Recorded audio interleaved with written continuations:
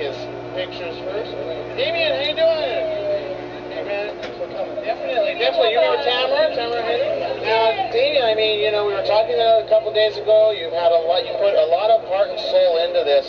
Now that you have the premiere, and you have so many premieres, but is each premiere different? I think everyone is different. I think this one has a lot more energy than anyone I've ever seen. Of course, you know, we're talking about the legend Marlon Brando, and I think that this one is very emotional also. I don't think this film's going to be what people think it is. I think it's going to be...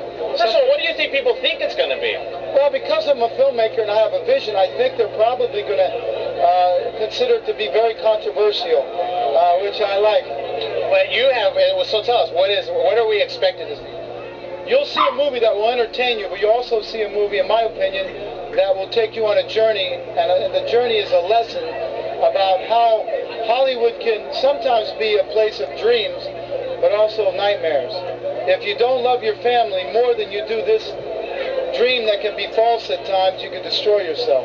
I'm glad you brought that out, because again, so many pictures look at just the glamour of, but you're bringing out the reality of one's life, and again of an icon that people call an icon. And now you're having your son cast your son.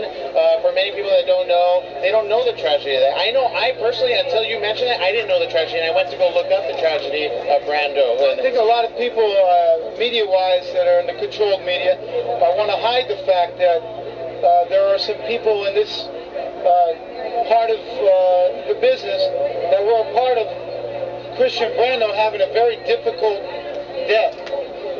I mean, here's a guy who's the son of Marlon Brando, who didn't even have insurance to go to the hospital. Something happened here, and I think you'll reveal. It'll be revealed. I didn't know that. Right. He didn't have insurance at all. You're talking about almost $30 million somebody has to leave behind, and his children don't have insurance. There's something wrong there.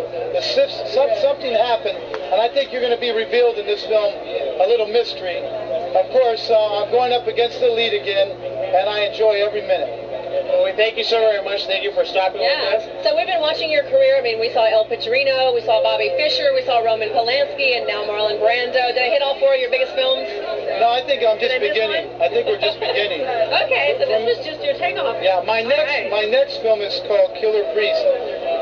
These films have led up to me exposing things that I thought were necessary, not only as a man, but as an artist. But they're just the lead-in to what I really want to do, which is expose what I think. Sarah, you ready? Gosh, we are somewhere that people dream about. This is flippin' fun. An all-new 8-week television event, Sarah Palin's Alaska, premieres Sunday at 9, only on TLC. And people looked at me and said, what is this conspiracy analogy? What is this conspiracy idea you're talking about? We're talking about the New World Order. We're talking about the Illuminati.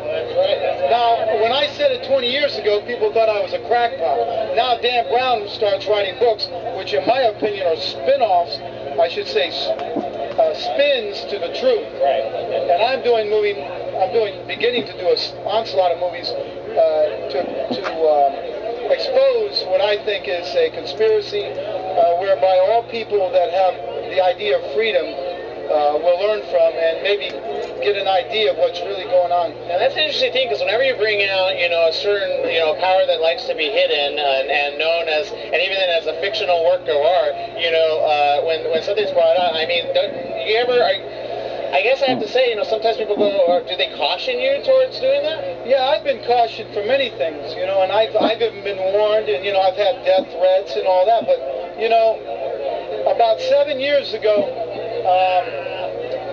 I dealt with cancer. I didn't know that. And not many people do. I guess I'm saying it now. And it put me in another place in my mind, my heart, my soul. And it made me realize that the time you have down here, you have to do what you feel is right, and you have to express what you think is right, and don't hold back, and don't be pressured by the powers to be, because we're not down here a long time. And the time you do have down here, you have to show who you are.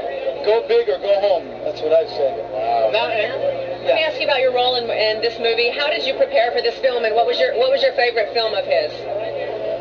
Well, you know, my whole life people told me that I could play him. It's a matter of slowing down of course, The Godfather. You know, I love that film. You know, I love those kind of films. And I didn't want to do a parody of any of his films. Hey, Rico, go with him around the front. Yeah, tell him to come in. First him. Sorry, guys. No, he's just talking to his son behind the camera. I'm sorry, I'm an ADD guy. So anyway. We all are.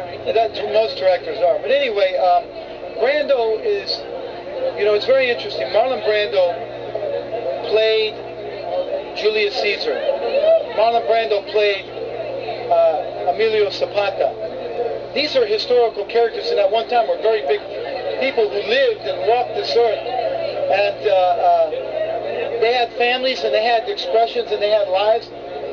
He was so blessed to be able to play those people. I wonder what Marlon thought when he played Zapata. He must have felt wonderful to play such a grandiose character that was so historical. And now I'm able to do the same thing with him. And that's a blessing. Yeah, he's giving you the gifts. Yeah, I gotta say, I mean, you know, you've been making so many unauthorized movies. Are you ready for someone to make an unauthorized movie of Damian? And I've been when I did Polanski, somebody asked me that one. They said, what if somebody did a movie about you? I said, they've been writing unauthorized biographies on me online for 10 years. Yeah, so, you know, go ahead. So tell me about Amadeus Pictures. What was the impetus behind the name for that? Well, my wonderful attorney, Jude Tricconi, and Dina were a big part of that. Yeah, and they helped me name it. And it's also, I started out the idea of naming it because of the movie, my favorite movie, which is Amadeus. I love that movie, and I said, man, the musician, the man, the art, I figured Amadeus. And it also means God is with us.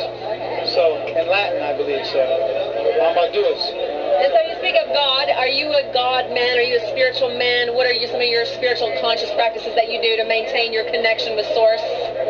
Well, you know, I don't know if I'm a very good example of a believer, but I for sure am a believer. I think I have a lot to learn, and I have a lot of more control of my bodily issues before I can say I've made it in a spiritual sense.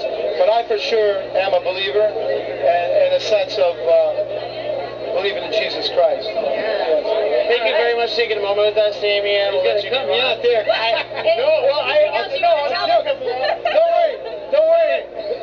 Don't worry. They gave Jesus like 3 days and told him to get out. Maybe you should do that unauthorized, you know? I will. Okay. Actually, it's funny. We're doing one called 40 Days and 40 Nights. All right, then. See, I have that. There was a mentality there. Thank you. No, I just want to let him go because everybody's like telling us, let him go to the next person, because there's a lot of camera crew right here. We don't want to hog. I gotta tell you, I'm so inspired. We just got to see Damian. When I first moved to Venice Beach 10 years ago, I ended up being across the street. I was his neighbor. Really? I lived right across the street from him. And my boyfriend at the time was so upset. He didn't even want me to go outside and check the mailbox because there's this hot guy running around filming movies everywhere. He's like, you stay in the house, you know. But every time you look out the window, there's Damian down Why, the he's beach your ex, or? shooting. He had to go back to Arkansas. He thought LA was evil. But as we know, talk to Damian, and all of us know that there's a very wonderful wealth of spiritual energy here if you can tap into it. Yeah, it's interesting. It's interesting what he had to say. You know, again, there was so much he had to say, but you know, especially about playing, you know, Brando and how that came about. Amadeus Pictures. It was some great questions that you had, and again, some, you know, evidently have some others as well coming on here. You're stepping in front of our camera. And hi, I'm Aaron Sanchez. Nice to meet you. I'm Scott the Falcon.